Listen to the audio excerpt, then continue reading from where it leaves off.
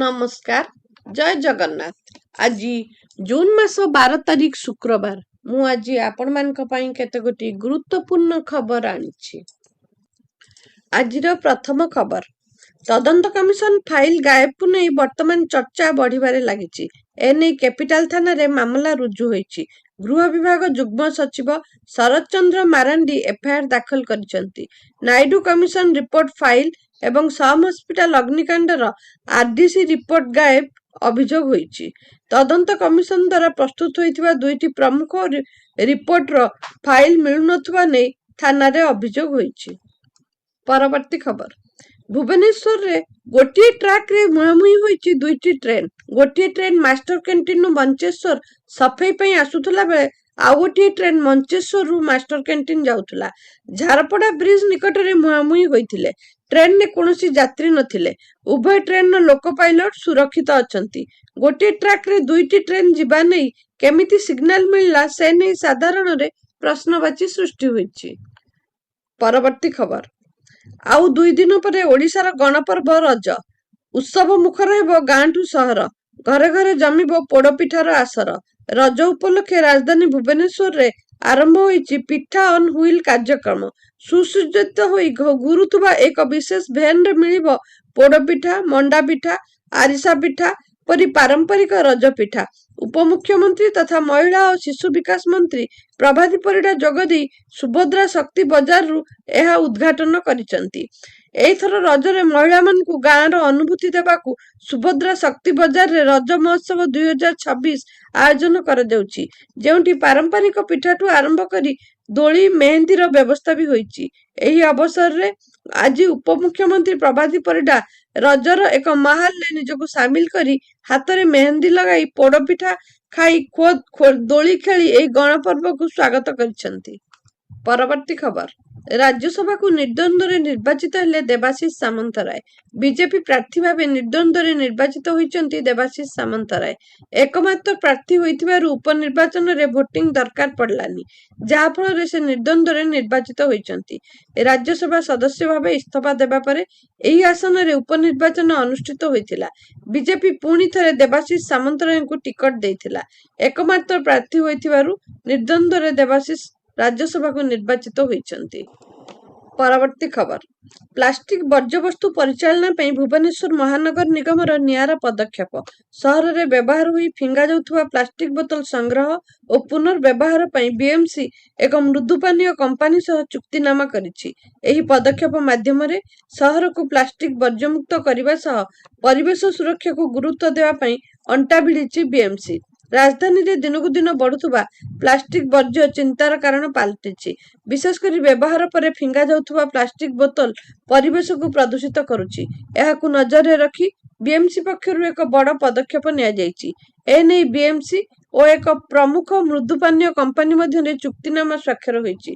चुक्ति अनुसार सहरर विभिन्न सार्वजनिक स्थान, पार्क, मार्केट और भिड़ अंचल रे प्लास्टिक बोतल संग्रह पई स्वतंत्र व्यवस्था करा जिवो। एहा द्वारा लोक माने सचेतन हेबा सह प्लास्टिक आवर्जना ह्रास पाइबो बोली बीएमसी आशा रखिछि। सहरर विभिन्न अंचल रे पड़िथिबा प्लास्टिक बोतल हटाइबा पई बीएमसी पूर्वरु घरोई संस्था को दायित्व देइथिला, किंतु एबे चुक्तिनामा स्वाक्षर हेबा परे बीएमसी को भल राजस्व आसीबो बोली कमिशनर कहिसंती। अन्यपटे एही प्रक्रिया को परिवेशविद माने प्रशंसा करुथिले भी एहा समस्यार समाधान नुहे बोली कहिसंती। परवर्ती खबर भद्रक रे एनकाउंटर। भद्रक ग्रामांचल थाना अधीनस्थ नुआसाही अंचल रे दुर्दांत अपराधी प्रफुल्ल मल्लिक को एनकाउंटर। गतकाली राति रे भद्रक रे लूट करिबा पई प्रफुल्ल जणी सहयोगी सह योजना करुथिले। खबर पाई चढ़ाऊ करथिला ग्रामांचल पुलिस। हेले पुलिस ऊपर को गुली चलाई फेरार हेबाकू उद्यम करबा समय रे पुलिस एनकाउंटर करिछि। एनकाउंटर रे प्रफुल्लर डाहाण गोड़ रे गुली बाजिछि।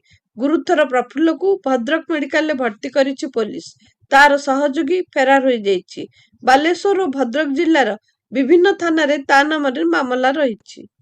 परवर्ती खबर ବହୁଚର୍ଚ୍ଚିତ କନ୍ଧମାଳ ସ୍ୱାମୀ ଲକ୍ଷ୍ମଣାନନ୍ଦ ସରସ୍ୱତୀ ହତ୍ୟା ଘଟଣାର ତଦନ୍ତ କମିଶନ ରିପୋର୍ଟ ଗାୟବ ହେବା ଅତ୍ୟନ୍ତ ଦୁର୍ଭାଗ୍ୟଜନକ ବୋଲି କହିଛନ୍ତି ତଦନ୍ତ କମିଶନର ଅଧ୍ୟକ୍ଷ ଜଷ୍ଟିସ୍ A.S. ନାଇଡୁ। ଏହା କେଉଁଠି ରହିଯାଇ ଥାଇପାରେ।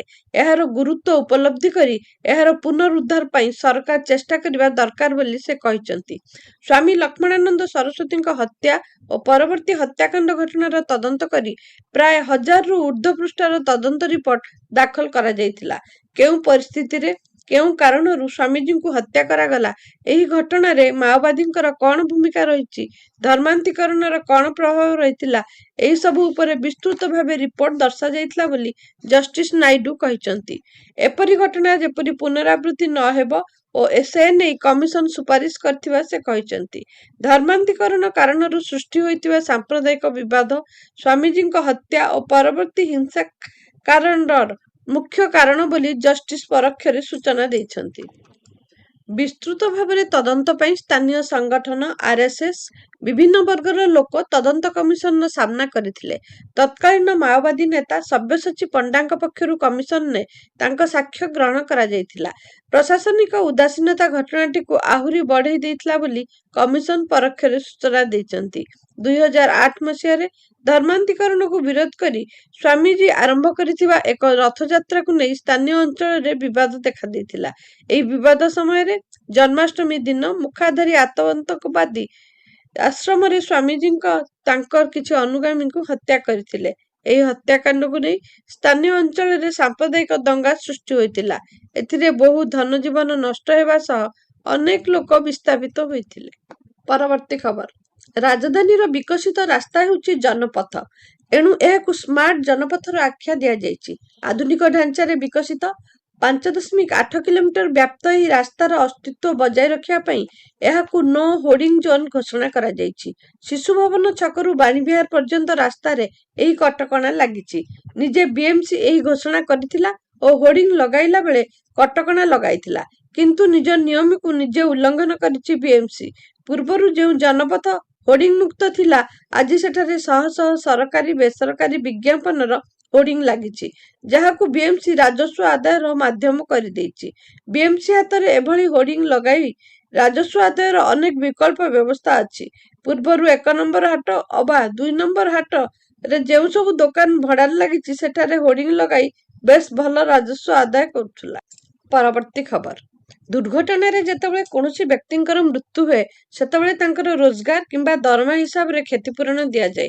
କିନ୍ତୁ ହୋମ୍ ମେକର ବା ଗୃହିଣୀ ମହିଳାମାନଙ୍କ ସହ ଜଡ଼ିତ ମାମଲାରେ ଏହି ବିଷୟଟି ଜଟିଳ ହୋଇଯାଏ, କାରଣ ଗୃହିଣୀମାନଙ୍କର କୌଣସି ନିର୍ଦ୍ଦିଷ୍ଟ ରୋଜଗାର ନଥାଏ। ଏବେ ସୁପ୍ରିମକୋର୍ଟ ଗୃହିଣୀମାନଙ୍କ କ୍ଷତିପୂରଣକୁ ନେଇ ଏକ ବଡ଼ ନିଷ୍ପତ୍ତି ଶୁଣାଇଛନ୍ତି। ଅଦାଲତ କହିଛନ୍ତି ଯେ ଯେତେବେଳେ କୌଣସି ଦୁର୍ଘଟଣା ଯୋଗୁଁ ଜଣେ ଗୃହିଣୀଙ୍କର ମୃତ୍ୟୁ ହୋଇଯାଏ, ସେତେବେଳେ ତାଙ୍କର କ୍ଷତିପୂରଣ ସ୍ଥିର କରିବା ସମୟରେ ପରିବାର ପ୍ରତି ତାଙ୍କର ଅବଦାନ ଆକଳନ କରିବା ଆବଶ୍ୟକ। ଅଦାଲତ ଆହୁରି ମଧ୍ୟ କହିଛନ୍ତି ଯେ ଗୃହିଣୀମାନଙ୍କ ଅବଦାନ କେବଳ ପରିବାର ମଧ୍ୟରେ ସୀମିତ ନୁହେଁ, ବରଂ ସେମାନେ ମାନବ ସମ୍ବଳ ଏବଂ ରାଷ୍ଟ୍ର ଗଠନରେ ମଧ୍ୟ ଗୁରୁତ୍ୱପୂର୍ଣ୍ଣ ଭୂମିକା ଗ୍ରହଣ କରିଛନ୍ତି। ଏଭଳି ପରିସ୍ଥିତିରେ ସେମାନଙ୍କୁ କେବଳ ହୋମ୍ ମେକର କହିବା ବଦଳରେ ନେସନ ବିଲ୍ଡର କୁହାଯିବା ଉଚିତ। ଅଦାଲତ ଏହା ମଧ୍ୟ ସ୍ପଷ୍ଟ କରିଛନ୍ତି ଯେ ଗୃହିଣୀଙ୍କ ଦ୍ୱାରା କରାଯାଇଥିବା ଘର କାମ ଓ ଯତ୍ନ ନେଲା ଭଳି ସେବାଗୁଡ଼ିକ ଏବେ ଆର୍ଥିକ ମୂଲ୍ୟ ରହିଛି, ଯାହାକୁ ଅଣଦେଖା କରାଯାଇପାରିବ ନାହିଁ। ଦୁର୍ଘଟଣାର ଶିକାର ହୋଇଥିବା ଗୃହିଣୀମାନଙ୍କ ମାମଲାରେ କ୍ଷତିପୂରଣ ନେଇ ସୁପ୍ରିମକୋର୍ଟ ଏକ ନୂତନ ଗାଇଡଲାଇନ ଜାରି କରିଛନ୍ତି ଏବଂ ଗୃହିଣୀ ମହିଳାମାନଙ୍କ ମୃତ୍ୟୁରେ ମାସିକ 30,000 ଟଙ୍କା ହିସାବରେ କ୍ଷତିପୂରଣ ଦେବାକୁ ସ୍ଥିର କରିବାକୁ କହିଛନ୍ତି। ପରବର୍ତ୍ତୀ ଖବର। ସଡ଼କ ସୁରକ୍ଷା ହ୍ରାସ ଓ ଯାତ୍ରୀଙ୍କ ସୁରକ୍ଷା ଲକ୍ଷ୍ୟରେ ବାଣିଜ୍ୟ ଓ ପରିବହନ ମନ୍ତ୍ରୀ ବିଭୂତିଭୂଷଣ ଜେନାଙ୍କ ନିର୍ଦ୍ଦେଶ କ୍ରମେ ସାରା ରାଜ୍ୟରେ ସଡ଼କ ସୁରକ୍ଷା ନିୟମ ଉଲ୍ଲଂଘନକାରୀଙ୍କ ବିରୋଧରେ ସ୍ୱତନ୍ତ୍ର ଯାଞ୍ଚ ହୋଇଥିଲା। ସ୍ଲିପର ବସ୍ଗୁଡ଼ିକ ବେଆଇନ ଭାବେ ଲାଗିଥିବା ଡ୍ରାଇଭର ପାର୍ଟିସନ କବାଟ ବିରୋଧରେ 7 ଦିନ ମଧ୍ୟରେ ମୋଟ 3,304ଟି ଗାଡ଼ି ଯାଞ୍ଚ ହୋଇଥିଲା ବେଳେ 399ଟି ଗାଡ଼ି ଚାଲାଣ ଜାରି ହୋଇଛି। କଟକ RTOରେ 287ଟି ବସ୍ ଯାଞ୍ଚ ହୋଇଥିଲା ବେଳେ ଯାଜପୁରରେ 241ଟି, ଗଞ୍ଜାମ RTOରେ 191ଟି, ରାଉରକେଲା RTOରେ 270ଟି, ସମ୍ବଲପୁର ଓ ଦେବଗଡ଼ରେ 168ଟି ଲେଖାଏଁ ବସ୍ ଯାଞ୍ଚ ହୋଇଥିଲା। ଚଣ୍ଡିଖୋଲ RTOରେ 147 ବସ୍ ଯାଞ୍ଚ କରାଯାଇଥିଲା। କଟକରେ ନିୟମ ଉଲ୍ଲଂଘନ କରୁଥିବା 60ଟି ଗାଡ଼ି ବିରୋଧରେ ଚାଲାଣ ଜାରି ହୋଇଥିଲା ବେଳେ ନୟାଗଡ଼ରେ 36, भुवनेश्वर 2 आरटीओ पक्षरु और गंजाम आरटीओ पक्षरु 25 लेखाएं चालान जारी होईची।